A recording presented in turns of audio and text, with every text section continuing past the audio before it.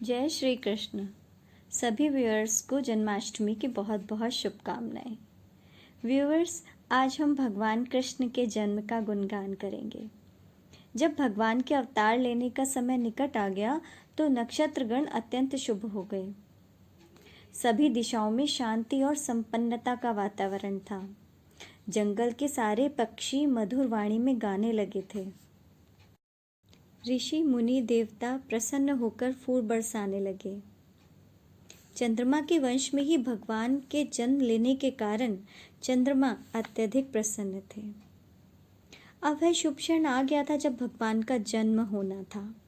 जन्म होते ही वासुदेव अपने पुत्र के इस अद्वितीय रूप को देखकर आश्चर्यचकित हो गए। यह रूप भगवान विष्णु का संपूर्ण रूप था।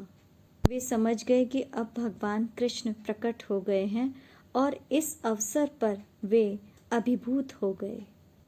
अपने पिता और माता की ऐसी स्थिति को देखते हुए भगवान विष्णु ने कहा, मैं चाहता तो एक सामान्य शिशु के रूप में प्रकट हो सकता था, किंतु तब आपको विश्वास न होता कि आपके गर्भ से मुझ भगवान ने ही जन्म लिया है।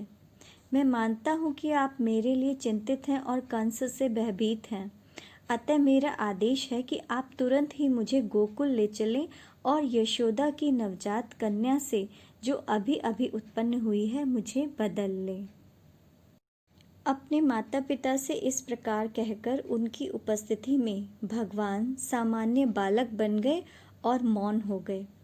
वासुदेव भगवान का आदेश पाकर अपने पुत्र को प्रसूति गृह से बाहर ले जाने के लिए तैयार हो गए। ठीक उसी समय नंद तथा यशोदा के एक कन्या उत्पन्न हुई थी। वह भगवान की अंतरंगा शक्ति थी। योग माया के प्रभाव से कंस के महल के सारे निवासी और विशेष रूप से द्वारपाल गहरी नींद में सो गए और लोह श्रृंखलाओं से बंद महल के सारे दरवाजे खुल गए। रात अत्यंत अंधेरी थी, किंतु ज्यों ही वासुदेव कृष्ण को अपनी गोदी में लेकर बाहर निकले तो उन्हें सब कुछ दिखने लगा मानो सूर्य का प्रकाश हो। कारागार के सारे द्वार स्वतः ही खुल गए। साथ ही आकाश में गंभीर गर्जना हुई और भीषण वृष्टि होने लगी। जब वासुदेव इस वर्षा में अपने पुत्र को ले जा रहे थे तो भगवान शेष ने नाग का रूप धारण करके वासुदेव के सिर के ऊपर अपने फन फैला दिए, जिससे वृष्टि से उन्हें बाधा न पहुंचे।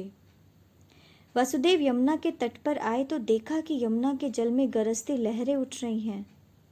इतने पर भी यमुना ने वासुदेव को नदी को पार करने के लिए मार्ग दे दिया।